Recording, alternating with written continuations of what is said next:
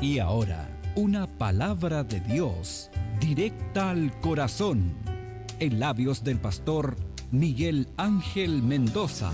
Vuelve a llamar que listo estoy, vuelve a tocar a mi corazón, ese jardín de intimidad que se marchita si no estás. Vuelve a llamar que atento estoy, quiero escuchar tu dulce voz, ser un secreto entre los dos, de intimidad entre tú y yo.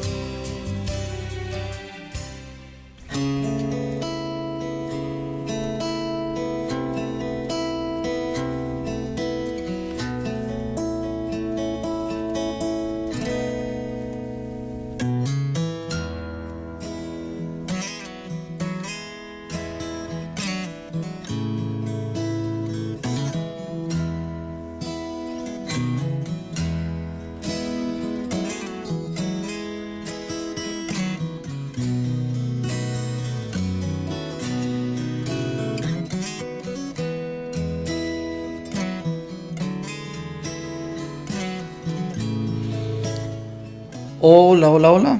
Bienvenido una vez más para poder compartir, para poder anunciar las buenas noticias del Evangelio de Jesucristo. Es grato, es de mucha bendición el poder compartir a través de las redes sociales y a través también de nuestra radio Corporación de Coyhaique. ¿Sabía usted que hay promesas de que Dios cumplió? Hay promesas que Dios cumplió en todas nuestras áreas. Es un paquete completo. Ese sí, en un sí, en el sí que dijimos cuando Él puso el sí en nosotros, Él nos escogió antes que nosotros dijéramos, sí, Señor, quiero que tú gobiernes mi vida, me quiero arrepentir y creo que tú eres el Señor y que tú eres nuestro Salvador. Hay un sí en nosotros y ese sí es un complemento, es algo entero. El apóstol Pablo en 2 de Corintios capítulo 1 versículo 20 dice: pues todas las promesas de Dios se cumplieron. Es decir, está hablando en pasado, ¿no es cierto? El apóstol Pablo habla de un tiempo pasado. Se cumplieron en Cristo. Todas las promesas de Dios se cumplieron en Cristo con un resonante sí.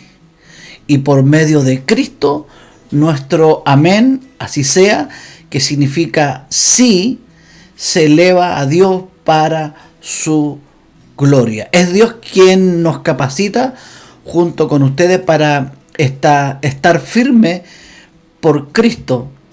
Él nos comisionó y nos identificó como suyos al poner al Espíritu Santo en nuestro corazón como un anticipo que garantiza todo lo que Él nos prometió. Es decir, está garantizado a través del Espíritu Santo por todo lo que Él nos prometió. Ahora pongo a Dios por testigo de que les digo la verdad. La razón por la cual no regresé a Corinto fue para honrarles una severa reprimenda, pero eso no significa que queramos dominarlos al decirles cómo poner en práctica su fe. Queremos trabajar junto con ustedes para que estén llenos de alegría, porque es por medio de su propia fe que se mantienen firmes.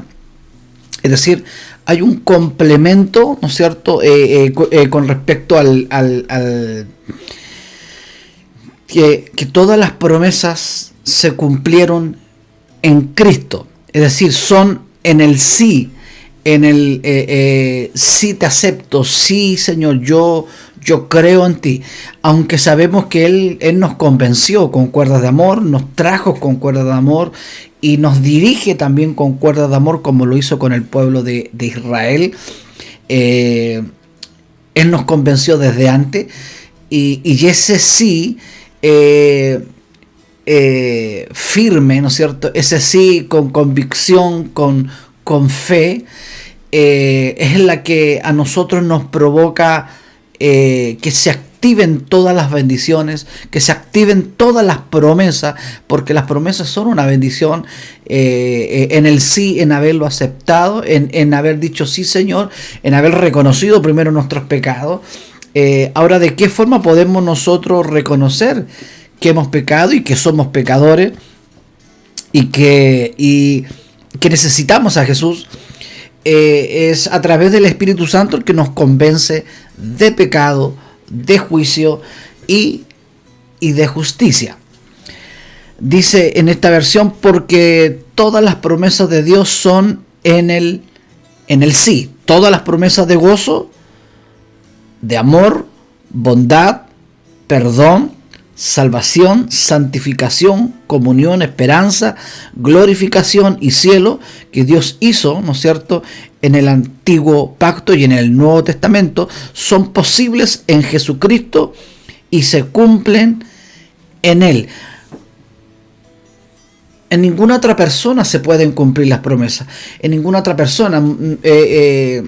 Usted me dirá, yo en este momento necesito esa alegría, siento una sensación de tristeza, pero se cumplen en una sola persona. Todo esto se cumple, el gozo, el amor, la seguridad, la certeza, el descanso. Esas promesas se cumplieron en Cristo. Y cuando tú y yo, ¿no es cierto?, abrimos nuestra boca y creímos con nuestra mente y vamos a creer con nuestra mente, vamos a confiar, ¿no es cierto?, con todo nuestro corazón, dice que las promesas se activan y se cumplen en el sí, cuando nosotros aceptamos a Cristo, más que lo aceptamos, Él nos aceptó a nosotros, Él nos convenció. La conversión, el nacer de nuevo, es un milagro. Es un milagro. Nadie puede decir esto ocurre así. No, nadie puede explicar un milagro. Nadie puede explicar cuando alguien ve un milagro, cuando alguien tiene una experiencia de un milagro. Nadie le puede comprender ni entender, ni todo le cree, ¿no es cierto? Porque es un milagro, no se puede explicar. Sencillamente el pretender explicar el milagro es difícil. Cuando algo sucede en nuestra vida, cuando Dios comienza a revelarnos su salvación, su amor, su justicia, algo se provoca en nosotros que es un milagro. Uno nace de nuevo.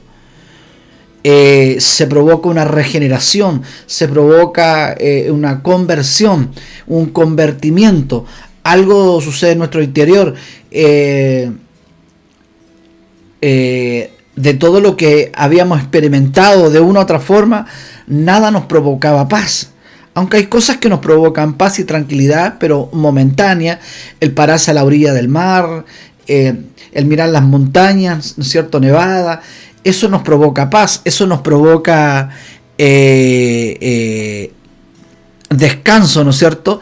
Pero es momentáneo. Esta paz es una paz constante, es una paz que se queda, es una paz que de una u otra forma uno se siente seguro y que es una seguridad y una certeza, una convicción en que Dios existe, en que Jesucristo más de 2000 años atrás vino a morir por nosotros para que se cumpliese en Él todas las promesas que se prometieron en el Antiguo Pacto, se cumplieron en el sí, se cumplieron en Cristo, se cumplieron en el amén, se cumplieron en Él. Las promesas no se cumplen en sí mismo. Las promesas no se cumplen en una persona X que nosotros descansamos. Las promesas no se cumplen en un líder, ¿no es cierto?, que lo respetamos, ¿no es cierto?, pero no se pueden cumplir en un hombre, en un líder, en un pastor. Se cumplieron en Cristo. No se cumplen en una congregación, no se cumplen a través de promesas humanas, sino que se cumplieron solamente en una. No se cumplen en la filosofía, en la psicología, las promesas no se cumplen en una religión, las promesas no se activan, no se cumplen a través de nuestro propio esfuerzo, de lo que nosotros podamos hacer o pretendemos pagar, ¿no es cierto?, para que se puedan cumplir eso, porque hay cosas que uno quiere cumplir cosas, que se cumplan cosas que uno quiere y uno paga y uno las quiere. Por ejemplo, yo quiero que se cumpla, ¿no es cierto?, en que me voy a tomar un helado, compro el helado, ¿no es cierto?, y se cumple eso, se cumple ese deseo, es una promesa, pero eso hay que pagarlo, ¿no es cierto? Pero de una u otra forma, Cristo pagó su vida, Cristo la pagó, Cristo la canceló en el sí, en Él fueron todas las cosas, entonces son en el sí. Pues todas las promesas de Dios se cumplieron en Cristo con un resonante sí, y por medio de Cristo nuestro amén. Por medio de Cristo nuestro amén, nuestro sí, que significa sí, ¿no es cierto?, se eleva a Dios para su gloria. Todas las promesas, hablamos todas las promesas de gozo, las promesas de amor, las promesas de bondad, las promesas de perdón. Se prometió en que se nos iba a perdonar todos nuestros pecados, y Él la cumplió, perdonó nuestros pecados, lavó nuestros pecados. Ese es nuestro descanso ante el Padre. Él nos justificó ante el Padre Dios. Nosotros estamos limpios, estamos justos, estamos justificados, estamos redimidos y lavados por la sangre de Cristo. Eso se cumplió, se esperaba, ¿no es cierto? No se podía con un cordero, no se podía a través de la ley era justa, pero no nos podía justificar, la ley era buena, pero no podía hacernos buenos, la ley era perfecta, pero no nos podía hacer perfecto. Y eso es lo que nosotros tenemos que entenderlo y tenemos que recibirlo con entendimiento de Dios. La Biblia, la palabra de Dios, para que nosotros se pueda activar, para que la ciudad, ¿no es cierto?, esté fundamentada en la palabra de Dios. No solamente tenemos que decir que Chile necesita una Biblia, que Chile necesita fundamentarse en los mandamientos de Dios, sino que también tenemos que leerlo. Nosotros podemos decirle a Chile tiene que establecer su gobierno a través de la palabra de Dios, pero no la leemos, no la escudriñamos. Entonces, yo le puedo decir a la región de Aysén, le puedo decir a la villa donde vivo, le puedo decir a mi familia que nosotros debiéramos establecer nuestro matrimonio, nuestra familia en la palabra. Pero si no la abro, no la leo, ¿cómo voy a fundamentar una familia? Si ni yo mismo la leo, si ni yo mismo la escudriño. ¿Cuánto tiempo le dedico a leer la palabra? ¿Cuánto tiempo dedico a leer la escritura? Es tan importante, es tan importante como comer, como beber agua, ¿no es cierto?, como comer el pan. Es tan importante como respirar, el leer. El problema es que lo hemos puesto en la última prioridad, y nuestra primera prioridad es otras cosas, nuestras primeras necesidades. Y Dios sabe nuestras necesidades, pero el problema es que nuestra vida se basa y se tiene que basar en una vida eterna. Solo en Cristo tenemos salvación. Entonces podemos decir, Chile necesita establecerse, la juventud chilena necesita establecerse en la Biblia, en la palabra de Dios. Pero si yo no le abro la escritura a mi familia, a mi esposa, no le abro la escritura a mis vecinos, no le abro la escritura, yo no leo, no escudriño, no estoy leyendo la escritura, no estoy estudiando, no estoy escudriñando, de una u otra forma solamente es una religión. es como cualquier libro. Yo puedo decir es que el gobierno de Chile se establezca a través de la Biblia, de este libro, pero si no la leo, y soy bien repetitivo en esto, porque nos falta eso, una generación que no está leyendo la Escritura.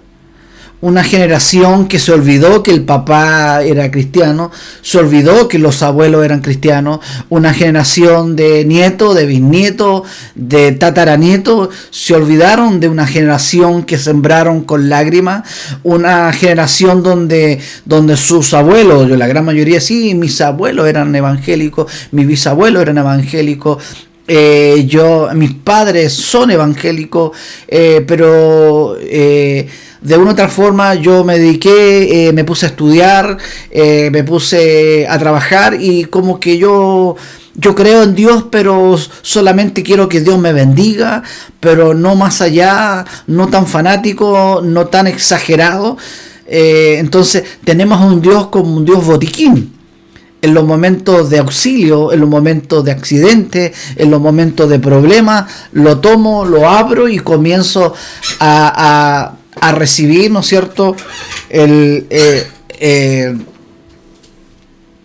la ayuda de Dios. Y Dios siempre está presto a ayudar. Dios es un Dios de misericordia. Dios es un Dios que nos llamó por gracia. Nos escogió desde antes de la fundación de la tierra. Yo decía ayer, si Dios no nos hubiese escogido, nadie sería salvo. Nadie sería salvo del pecado, de la condenación, de vivir una vida injusta. Recordemos que Dios no encontró a nadie justo, no había uno justo, no había uno bueno. El problema es que cuando nos convertimos a Cristo, nos creemos buenos. Cuando nos convertimos a Cristo, de una u otra forma nos creímos en que yo soy súper espiritual, porque me congrego y hay que hacerlo, es una responsabilidad. Me estoy ocupando de mi salvación, me estoy ocupando de la salvación que Él me regaló y que a Él le costó su vida, le costó toda su sangre. Entonces, el problema es que yo comienzo a creerme en que yo sostengo todo, yo sostengo. Porque si yo no oro, si yo no hago esto, lamentablemente yo no puedo alcanzar lo que Dios tiene para mí o lo que Dios me ha dado, ¿no es cierto? Entonces, es tan importante. Yo ayer escribía y compartía a través de las redes sociales en Salmos 130, versículo 3, dice: Señor, si llevaras un registro de nuestros pecados, ¿quién, oh Señor, podría sobrevivir? ¿Quién podría sobrevivir? ¿Quién? ¿Quién podría sobrevivir? ¿Quién podría estar de pie, parado ante Dios? Lo primero que haríamos: estoy aquí, Señor, por tu gracia. Estoy aquí por tu obra. Aunque yo me esmere, aunque yo haga tantas cosas, aún así yo permanezco firme, porque solo tú me haces vivir confiado y me haces estar firme en medio de la adversidad. Sabe que el cristianismo no es por obra. El cristianismo no es por obra. Veníamos de otra religión. Bueno, yo nunca estuve en otra religión, pero mucha gente venía de otra religión, que lo primero que le implantaron que tenía que hacer obra para adquirir una salvación. Lo primero que le implantaron en que usted tiene que hacer obra para que Dios lo sane. Usted tiene que hacer obra para que pueda entrar al cielo. Si usted le pregunta a cualquier persona, si usted le dice: ¿cómo puedo estar aprobado para poder entrar al cielo? Me tengo que portar bien y tengo que hacer bien las cosas. Es decir, con mi esfuerzo. Tengo que portarme bien. Ahora, una persona que ha sido escogida es creyente. una persona que la persona que es vencedora es la que es salva. El que venciere, ¿no es cierto?, dice que será salvo. Mas los que vencieren serán salvos. ¿Y quiénes son los que hemos vencido? Los que hemos sido escogidos por Dios. Y vuelvo a repetir, si Dios escoge, es porque nadie tiene ningún mérito. Ahora si alguien me dice, no, yo tengo un mérito, tuve un mérito y por eso Dios me escogió, déjeme decirle que ese evangelio es de obra. El evangelio de la buena noticia que predicó Pablo, que anunció Jesús cuando vino a la tierra, que anunció Juan el Bautista cuando preparó el camino al Maestro, ese evangelio no es por obra, ese evangelio es por gracia. Ese evangelio es por gracia. Ahora usted me dirá, entonces usted, pastor, me está diciendo que usted es de los salvos siempre salvo. No. Yo también podría decir, entonces usted es de obra siempre obra. Usted se salva porque tiene siempre obra, no por gracia, no porque Cristo pagó la cruz con toda su obra y la obra de Cristo fue perfecta. No. Yo le estoy diciendo a usted que el evangelio de Jesucristo es por gracia. Y si hemos sido escogidos y si somos vencedores en Cristo. No somos vencedores porque yo me lo he ganado. Y si yo permanezco salvo, si yo permanezco justo, es por la obra de Cristo. Pero de una u otra forma hay una tendencia religiosa, que no quiero decir cuál es la religión, pero es una tendencia en que normalmente esta religión le hace decir a las personas que tienen que hacer obra para que puedan alcanzar el cielo. Entonces el problema es que cuando llegamos al evangelio no queremos hacer obra, porque veníamos de esa religión donde nos implantaban obra para recibir algo, es decir, un Dios de canje, un Dios de cohecho. Si yo te doy, Él me da. No, todo lo que usted y yo hacemos, lo hacemos por gratitud. Le estamos diciendo, Señor, gracias. Aún no mereciendo nada, tú me lo das y te doy gracias, porque tu fidelidad es grande y mi infidelidad es muy grande. Es muy grande. Esa es nuestra realidad. Ahora, si usted y yo estamos pensando todo lo contrario, tenemos que examinarnos. Examinar nuestra doctrina, examinar nuestra enseñanza. Hay mucha gente que se siente ofendida cuando tú y yo le decimos que somos perfectos porque nos congregamos, porque somos súper espirituales, porque somos evangélicos, santos y puros, y los que están abajo son todos pecadores, siendo que nosotros veníamos de ahí, tropezamos con la misma piedra, nos equivocamos, nos caímos y nos volvíamos a caer, y estábamos en un estado pecaminoso, estábamos en un estado de perdición, de maldición, no teníamos ninguna alternativa. Usted y yo sabemos de dónde venimos. No podemos engañarnos a sí mismos, menos a Dios. Si estamos aquí, es porque Él pagó el precio. El precio fue tan alto. Fue tan alto que el pago fue más alto que el pecado, que la deuda. Donde abundó el pecado, sobreabundó la gracia. ¿Qué significa? Sobreabundó el pago. Él pagó con su vida, con su sangre, con todo. Fue perfecto. Fue intachable. Perfecto. No hay ninguna duda de eso.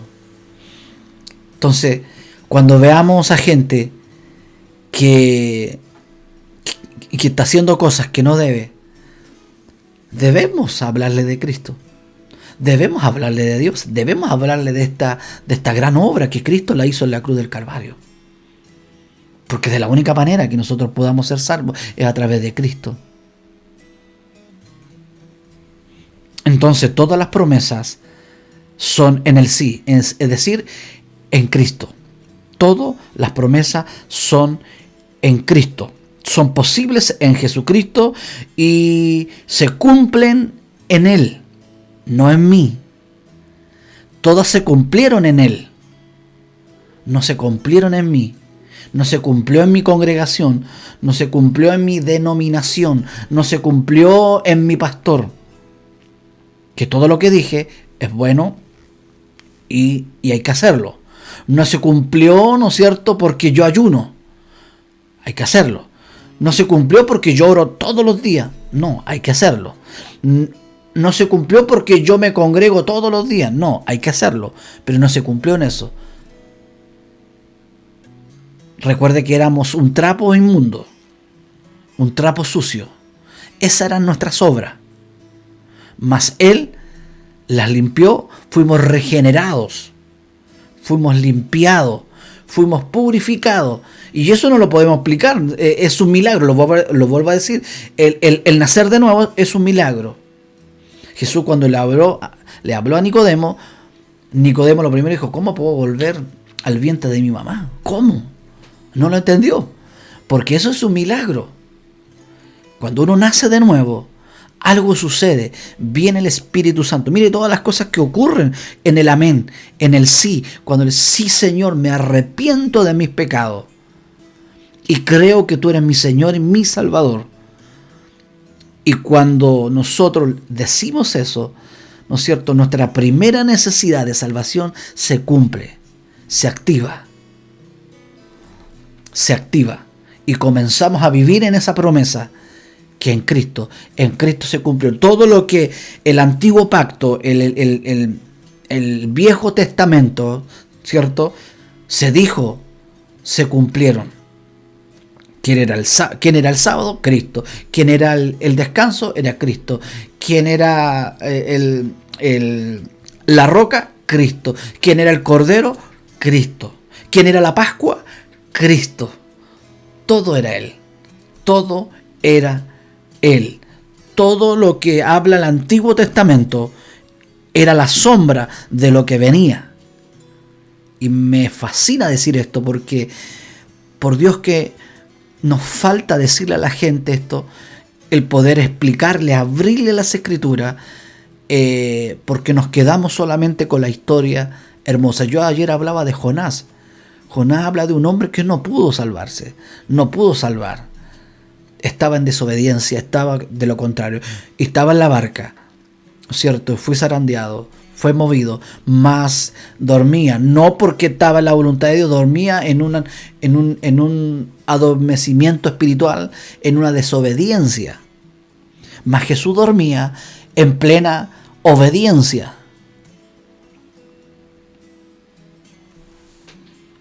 Dos personajes. Jesús, Jonás mirando Nínive, diciendo, recuerden que el pueblo de Israel odiaba a Nínive, eran su enemigo número uno, lo odiaban, pero Dios, porque no sabemos, ¿no es cierto?, si ahí en Nínive también habían escogido, no sabemos. Entonces Dios no hace acepción de persona. Dios va a escoger a él quien quiere. Dios no escoge a todos los colocolinos. Pero escoge a algunos colocolinos. Dios no hace excepción a la uno. ¿Qué está hablando, pastor? Me está metiendo el fútbol. Para que usted me entienda.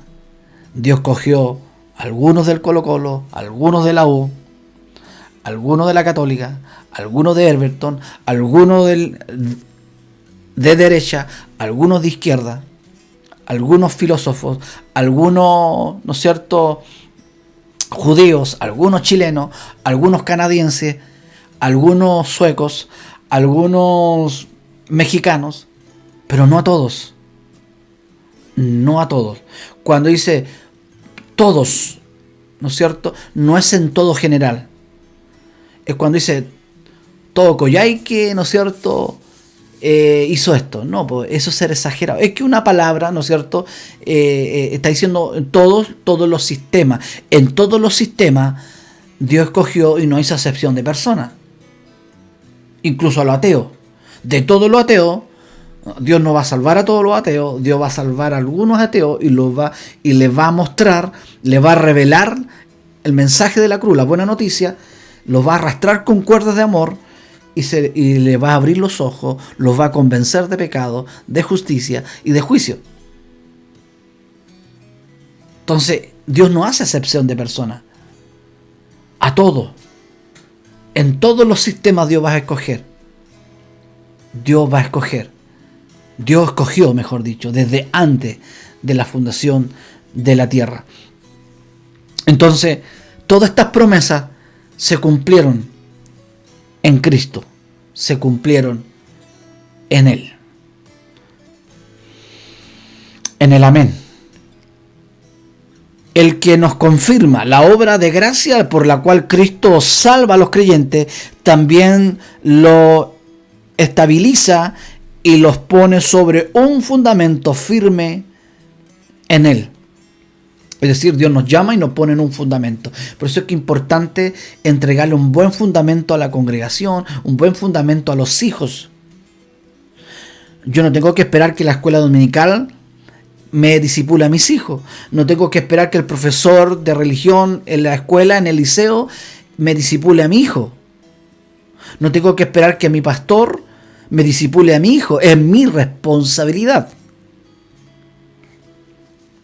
Es mi responsabilidad.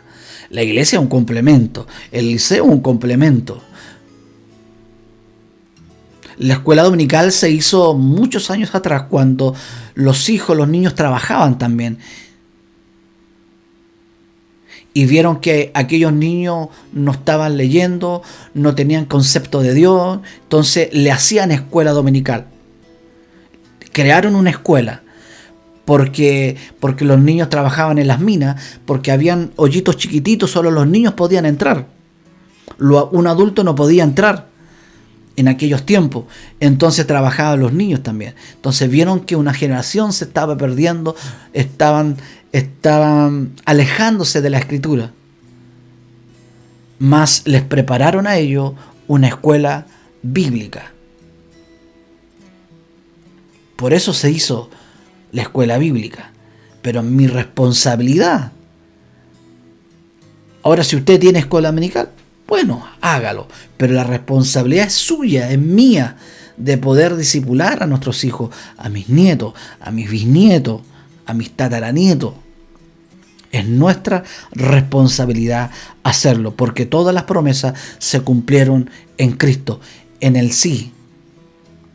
Todas las promesas, es decir, todas las promesas. ¿Cuáles son todas las promesas? Gozo, amor, bondad, perdón, salvación, santificación, comunión, esperanza, glorificación. Todo. Sanidad, bendición. Todo está dentro. Todo eso se cumplió. Todo eso se activó cuando Él resucitó al tercer día. Cuando Él, Cristo, resucitó al tercer día, se activó, algo se provocó, algo sucedió. Cristo, Dios, Espíritu. Dice, y el cual nos confirma con nosotros en Cristo, y el que nos ungió es Dios. ¿Quién nos ungió? Dios nos ungió. Es decir, la obra de gracia por la cual Cristo salva a los creyentes también los estabiliza y los pone sobre un fundamento firme. Mas yo invoco a Dios por testigo sobre mi alma, ¿no es cierto? Perdón, más atrás dice, el cual también nos ha sellado y nos ha dado las arras del Espíritu en nuestros corazones. En otra versión nos dice, es Dios quien nos capacita junto con ustedes para estar firmes por Cristo. Él nos comisionó y nos identificó como suyos repito, nos identificó como suyo, como su propiedad, al poner al Espíritu Santo en nuestro corazón, nuestra mente, como un anticipo que garantiza, todo lo que Él nos prometió. Todo lo que Él nos prometió. Una referencia clara a las tres personas de la Trinidad, Padre, Hijo y Espíritu Santo. La autenticidad de la vida espiritual de Pablo y la de todo creyente genuino es verificada por estas cuatro obras divinas. Nos confirma, nos ungió, nos selló, nos ha dado las arras del Espíritu realizadas en la vida de cada uno de ellos. Lo que hacían los críticos que atacaban la autenticidad equivalía a atreverse a destruir la obra de Dios y la unidad de la iglesia. Ungió. Estas palabras se deriva a la ceremonia en la que se realiza una separación simbólica para asignar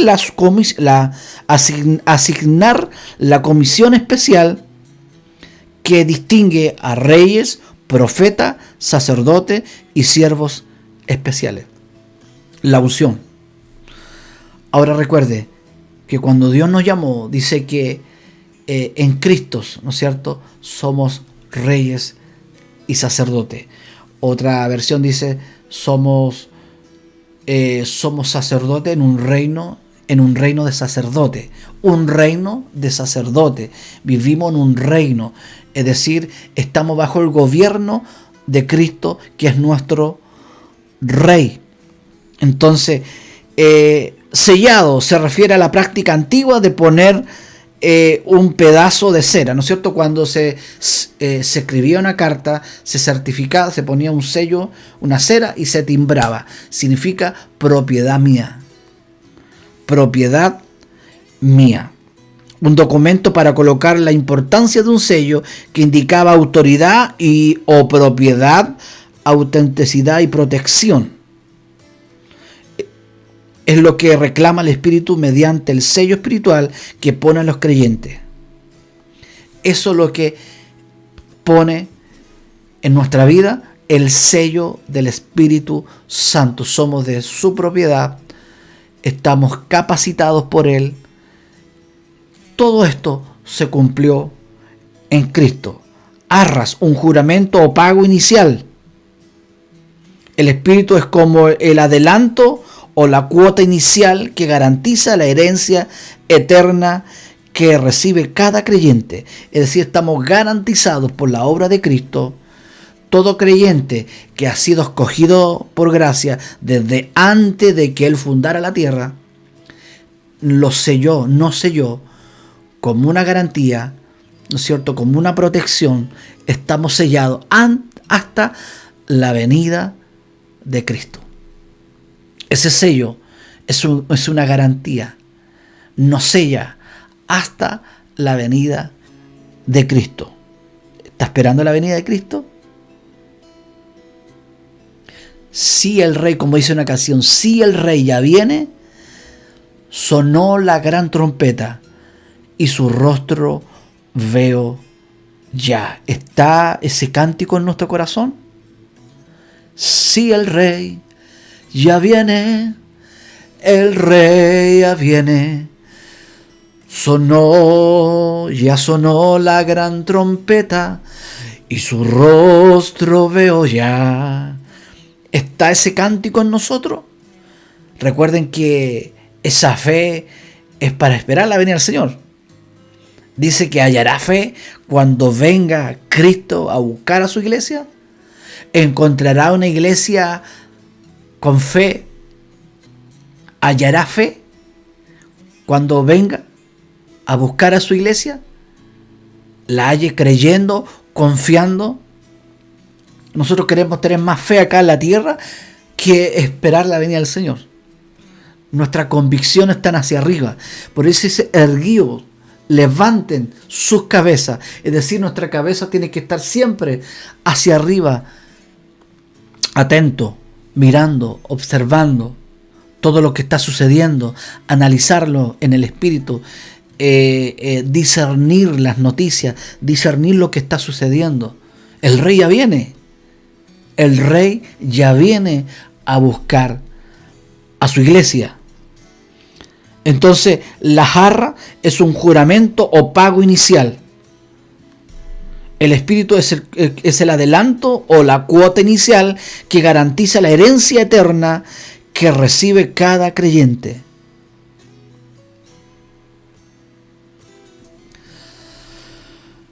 Eso es lo que Él ha hecho por nosotros. Imagínense, nos selló, nos ungió. Estamos confirmados, sellados, ungidos, separados, garantizados, sellados como una garantía, como una cuota, hasta que Cristo venga a buscarnos. Ese sello nadie lo puede romper. Ni tú ni yo. Solo los reyes pueden quitar ese sello. Pero ese sello es una garantía, dice, que nos sella hasta que Él nos venga a buscar. Es un pago, es una cuota, es una garantía.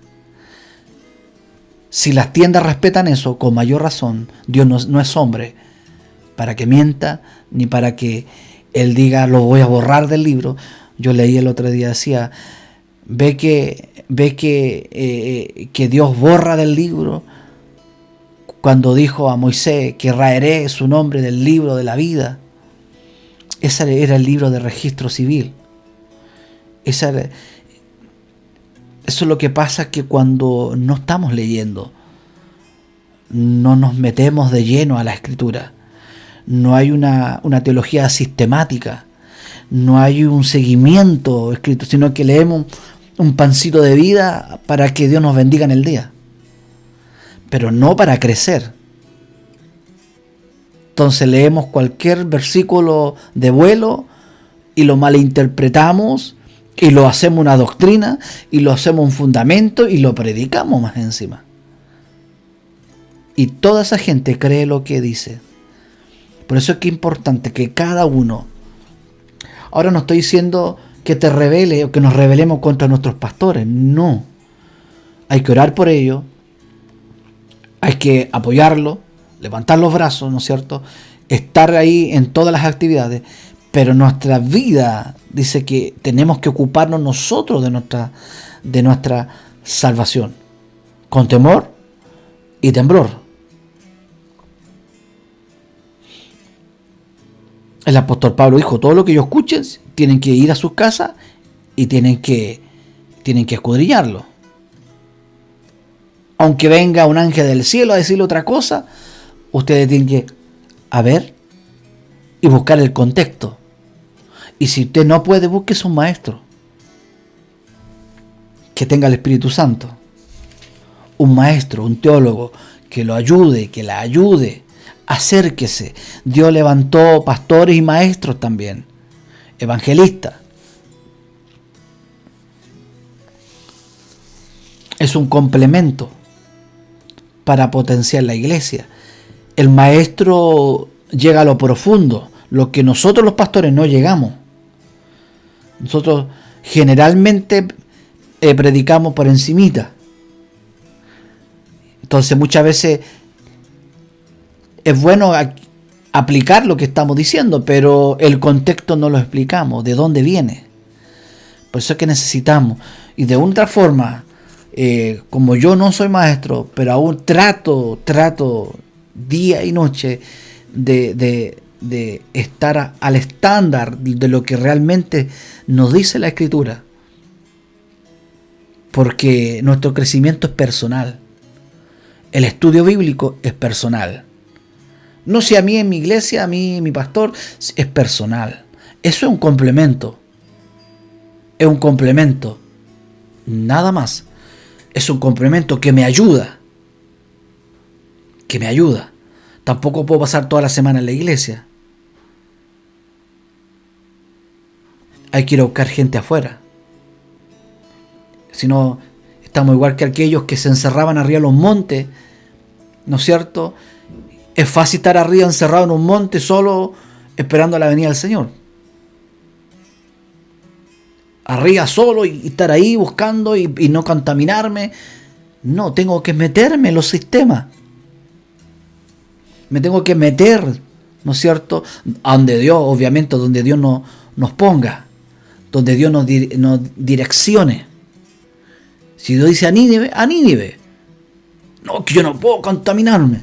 Nínive eran gente que enterraban vivo a los israelitas. Por eso es que Jonás no quería ir a entregar ese juicio y decir que si no se arrepentían, si se arrepentía, Dios los iba a perdonar. Entonces, por eso es que Jonás retractó y se fue a Tarso. Tomó otra dirección. No voy a Nínive porque yo le voy a entregar el mensaje que va a venir juicio si no hay arrepentimiento, ¿no es cierto? Estos se van a arrepentir y Dios los va a perdonar porque yo ya conozco a Dios, que tiene misericordia. Y yo no, yo quiero que ellos tengan su pago, ellos caiga el juicio de Dios, que Dios los consuma, que Dios los queme, que se los traiga a la tierra. Ese es el pensamiento de Jonás cuando miró Nínive. Pero más Jesús, cuando miró a Israel, miró con ojos de compasión, de misericordia. Israel, Israel, ¿cuántas veces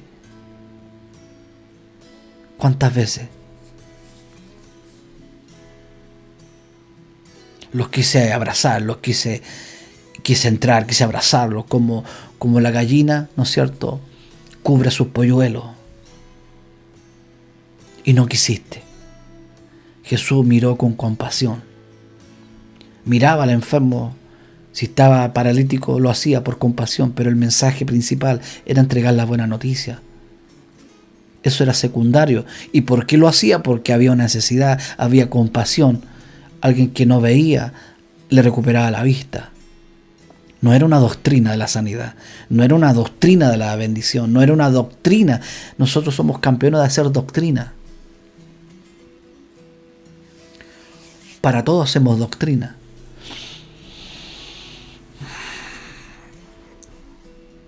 Todas las necesidades básicas que él suplía las hacía porque tenía compasión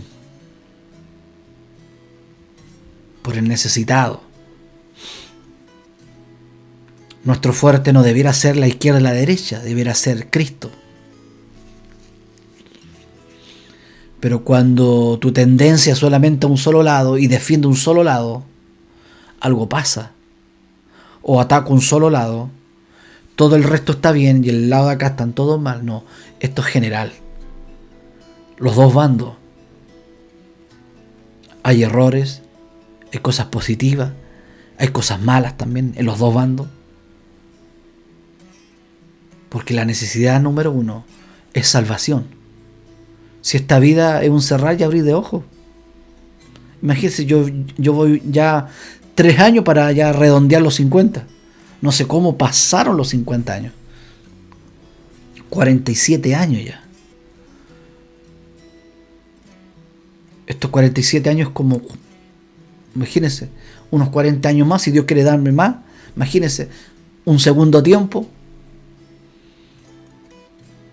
Entonces nosotros nos aferramos mucho acá abajo. Hacemos toda una doctrina porque queremos estar bien. Y está bien. Dios conoce nuestras necesidades. Pero la necesidad número uno para ti es Cristo. Es salvación. Y de la única manera que esto se active, la salvación, es que podamos arrepentirnos.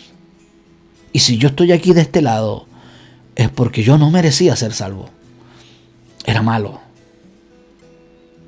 Ahora, de una u otra forma, me ocupo de mi salvación. Oro porque quiero hablar con Dios.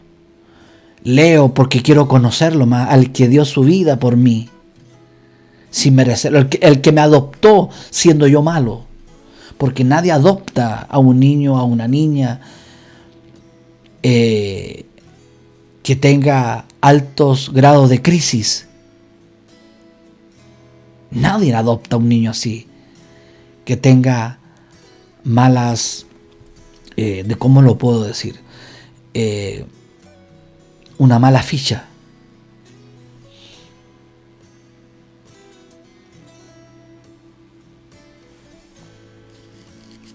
Nadie adopta a un hombre malo, que ha matado, que ha robado. Nadie adopta.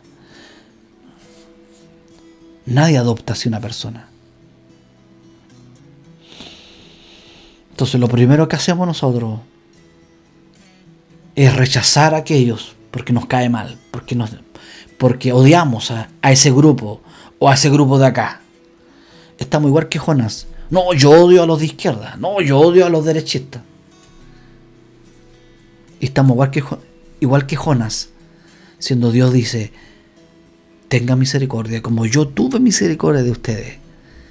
Den gracia como yo les di gracia a ustedes. Porque ustedes por gracia, porque fue un regalo que yo les di. Ustedes no se ganaron la salvación. No se la ganaron. Ni menos la van a perder. Porque si no la ganaron tampoco la van a perder. Porque yo los escogí. Yo los sostengo a ustedes. Yo le pongo el querer como el hacer.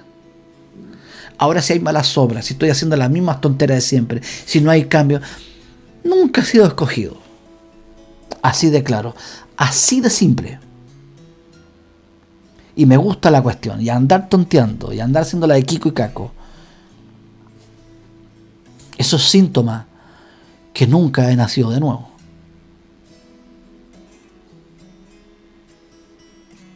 Que Dios nos ayude. Que Dios nos ayude. Y cuando se regenera una persona, es un buen padre, es un buen hijo, es un buen empleado, es un buen jefe.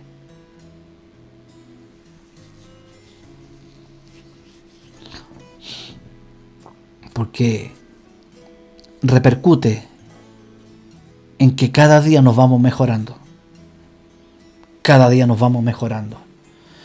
Entonces, lo que el sistema de este mundo no conoce, y me atrevería a decir también la iglesia, en que tus obras, mis obras no nos salvaron, ni tampoco nos van a salvar, ni nos van a mantener salvos.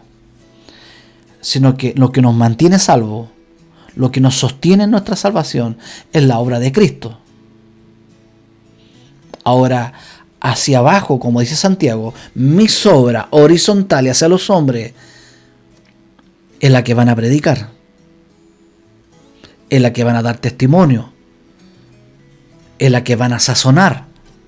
Entonces, como decía, ¿qué pasa si una sal no sazona? ¿Es desechada? No,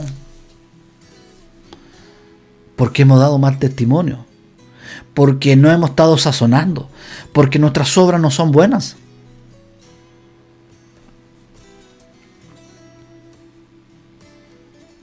Nuestras obras no son buenas.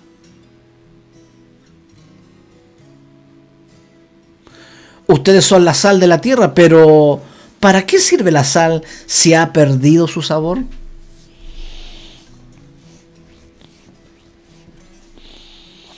No debiéramos perder el sazón. Pero ¿qué pasa? ¿Por qué la iglesia pierde el sazón? O el creyente. Porque comenzamos nuestras miradas para otro lado. Nos llevan corrientes y nos bloquean. Nos sacan del camino. Nos desenfocan del propósito de Dios.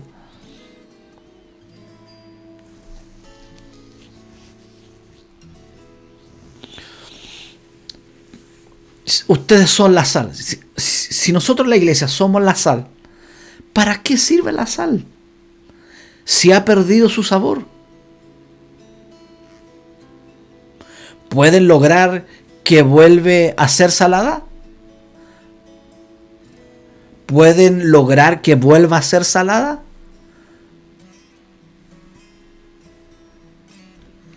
En la antigüedad, cuando no sazonaba la sal se tiraba.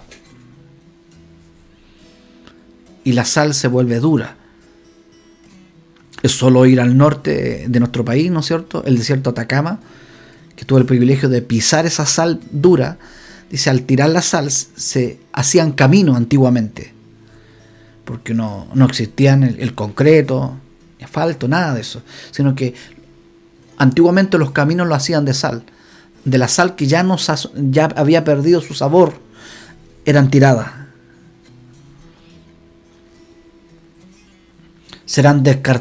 Las descartarán y la pisotearán. La van a pisar. Claro. Entonces, es por eso que habla Jesús eso. Por eso es que Jesús habla de eso, porque Jesús estaba en ese tiempo donde hacían camino de sal, la que no sazona, por eso es que la pisaban, los carros, los caballos, todo lo que... Como algo que no tiene ningún valor. Ustedes son la luz del mundo, como una ciudad en lo alto de una colina que no puede esconderse. Nadie enciende una lámpara y luego la pone debajo de una canasta.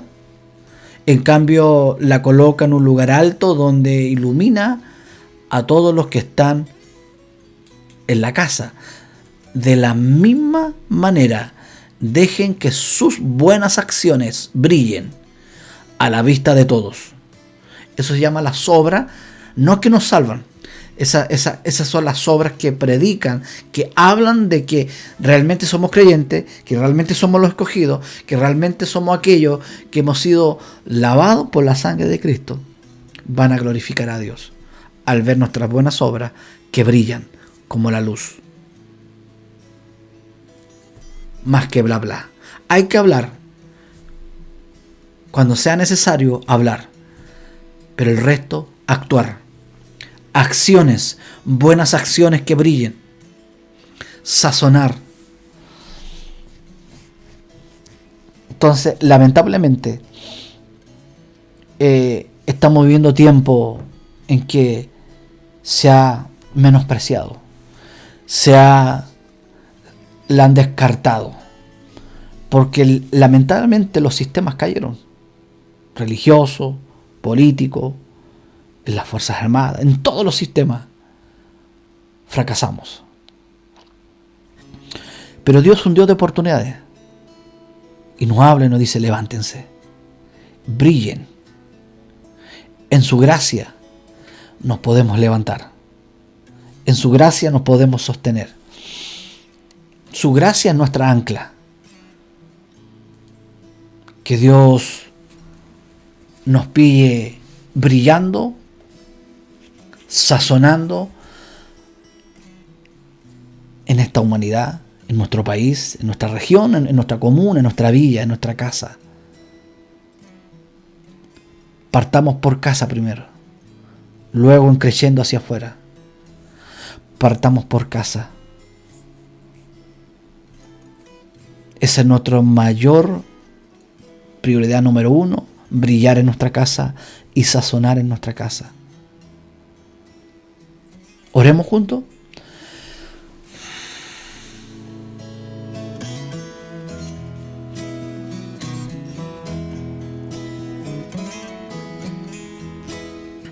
Señor, te damos gracias porque podemos compartir tu mensaje, tu palabra, Señor, que es nuestro mensaje de salvación. Señor, te pido a aquellos que están débiles, aquellos que no se alimentaron, no nos hemos alimentado como corresponde con tu palabra, no nos hemos saciado de tu palabra. La falta de sazón, la falta de palabra, la falta de sazón, de brillo por la falta de oración, Señor. La falta de buenas acciones que brillen por la falta de ocuparnos de nuestra salvación, por ocuparnos del estudio de la palabra. La falta de sazones por la falta de escudriñar, profundizarme en tu palabra, nadar en tu enseñanza. La falta de brillo es porque no me he ocupado de mi salvación con temor y temblor. Ayúdanos a entender esto, Señor. Hacer luz a las naciones. Brillar como la luz, Señor. Fortalécenos en tu gracia. Fortalécenos, Señor.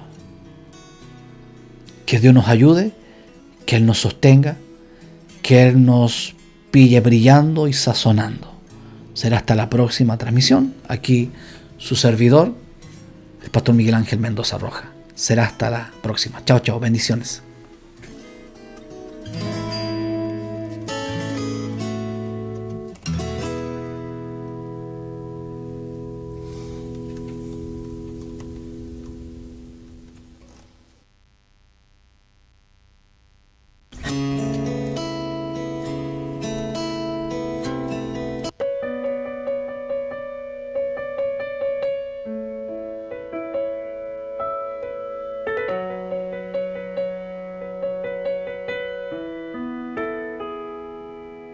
Es tan duro decir un te amo y no escuchar lo mismo.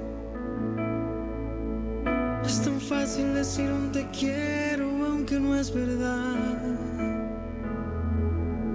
Y es irónico decir que no te mueres cuando mueres.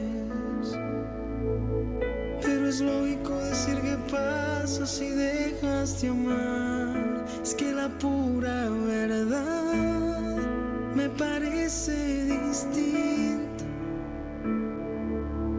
El amor no se puede ocultar, no se puede fingir, no se puede comprar. Oh no, es que el amor viene del más allá. El amor viene de Dios, porque Dios es amor. Y para amar es necesario tenerlo en el corazón. No se puede fingir, no se puede comprar. El amor no se puede ocultar, no se puede callar. No, no, no se puede comprar. No. Hoy hay gente que puede mentir mirándote a los ojos, que te ofrecen el cielo, la tierra y hasta un poco más. Sí, pero lo que pasa es que el mundo no entiende que solamente hay uno que es capaz de sembrar el amor dentro del corazón. Es que la pura verdad me parece distinta. El amor no se puede ocultar, no se puede fingir, no se puede comprar. Oh no, es que el amor viene del más allá. El amor viene de Dios, porque Dios es amor. Y para amar es necesario tenerlo en el corazón. No se puede fingir, no se puede comprar. No, no. El amor no se puede ocultar, no se puede callar. Oh no, no se puede comprar. No, no.